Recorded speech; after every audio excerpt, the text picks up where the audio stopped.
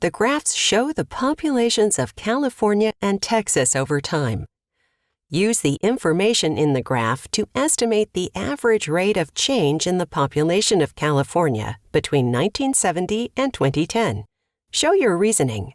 The average rate of change formula can help us solve this problem.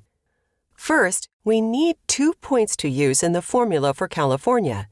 To determine the average rate of population change in California between 1970 and 2010, focus on just the line that represents California on the graph.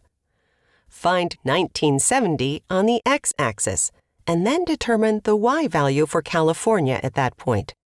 You should find the point 1970, 20. Next, find 2010 on the x-axis, and then determine the y value for California at that point. You should find the point about 2010, 37.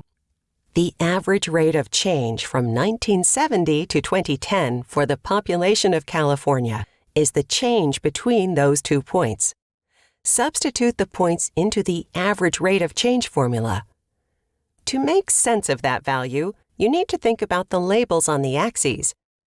Average rate of change is the change in y values divided by the change in x values. The y values represent the population in millions. The x values represent time in years. Therefore, the average rate of population change for California between 1970 and 2010 was 0.425 million people per year.